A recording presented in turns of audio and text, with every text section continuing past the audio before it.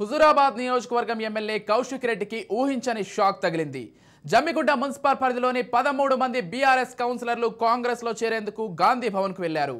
నియోజకవర్గ ఇన్ఛార్జ్ ఒడితల ప్రణవ్, పత్తి కృష్ణారెడ్డి ఆధ్వర్యంలో పొన్నం ప్రభాకర్ సమక్షంలో కాంగ్రెస్ పార్టీలో చేరనున్నారు. నెల రోజుల క్రితం మున్సిపల్ చైర్మన్ రాజేశ్వరరావుపై అవిశ్వాస తీర్మానం చేశారు. కానీ అది 6 రోజుల క్రితం అవిశ్వాస వీగడంతో కాంగ్రెస్లో చేరుతున్నట్లు సమాచారం. హుజూరాబాద్ నియోజకవర్గం ఎమ్మెల్యే కౌశిక్ రెడ్డికి ఊహించని షాక్ తగిలింది. జమ్మిగుంట మున్సిపల్ పరిధిలోని 13 మంది బీఆర్ఎస్ కౌన్సిలర్లు కాంగ్రెస్లో చేరేందుకు గాంధీ భవన్కు వెళ్లారు. నియోజకవర్గ ఇన్ఛార్జ్ ఒడితల ప్రణవ్, పత్తి కృష్ణారెడ్డి ఆధ్వర్యంలో పొన్నం ప్రభాకర్ సమక్షంలో కాంగ్రెస్ పార్టీలో చేరనున్నారు. నెల రోజుల క్రితం మున్సిపల్ చైర్మన్ రాజేశ్వరరావుపై అవిశ్వాస తీర్మానం చేశారు. కానీ అది 6 రోజుల క్రితం అవిశ్వాసం వీగడంతో కాంగ్రెస్లో చేరుతున్నట్లు సమాచారం. హుజూరాబాద్ నియోజకవర్గం ఎమ్మెల్యే కౌశిక్ రెడ్డికి అయితే ఊహించని షాక్ తగిలింది. అటు జమ్మిగుంట మున్సిపల్ పరిధిలోని 13 మంది బీఆర్ఎస్ కౌన్సిలర్లు కాంగ్రెస్లో చేరేందుకు గాంధీ భవన్కు వెళ్లినట్లుగా సమాచారం అందుతోంది. ఇదే అంశానికి సంబంధించి మరింత సమాచారం అందించడానికి మా ప్రతినిధి ఫణిరాజ్ ఫోన్ ద్వారా సిద్ధంగా ఉన్నారు. చెప్పండి ఫణిరాజ్.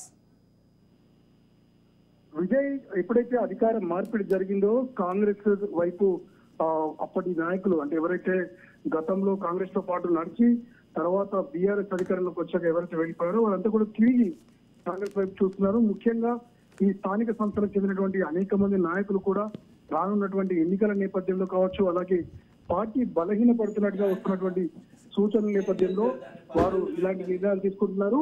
మొన్నటి వరకు కూడా అవిశ్వాసానికి సంబంధించి కౌశిక్ రెడ్డి పూర్తి స్థాయిలో వ్యూహం రచించి ఆ అవిశ్వాసం నిజకుండా చేసినప్పటికీ కూడా ఈ రోజు ఆకస్మికంగా తిరిగి ఎవరైతే గతంలో అవిశ్వాసానికి మద్దతు పలికారో వారంతా కూడా 13 మంది కూడా బీఆర్ఎస్ పార్టీకి రాజీనామా చేసి కాంగ్రెస్ లోకి చేరేందుకు వీరంతా కూడా సిద్ధమయ్యారు.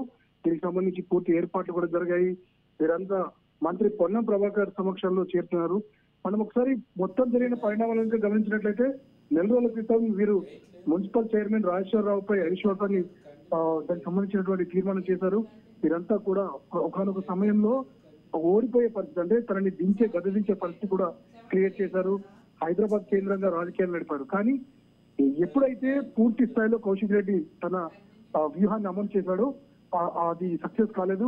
వారికి వారు ఏదైతే అనుకున్నారో అవిశ్వాసం వారు నెగ్గలేదు. దీంతో వీరు తిరిగి పార్టీ మారి వచ్చే స్థానిక సంస్థల్లో ప్రస్తుతం ఉన్నటువంటి ఎమ్మెల్యేకి కొంతవరకు గుణపాఠం చెప్పాలని నిర్ణయించుకున్నారు. గత కొంతకాలంగా కౌశిక్ రెడ్డిపై వీరు వరుసగా ఆరోపణలు చేస్తూ దీనికి సంబంధించి వ్యతిరేకంగా పనిచేసినటువంటి నేపథ్యంలో కౌశిక్ రెడ్డి కూడా అప్రమత్తం అయినప్పటికీ కూడా తనకి మాత్రం ఈ రోజు బిగ్ షాక్ తగిలిందని చెప్పవచ్చు. Vijay, right, thank you Phaniraj.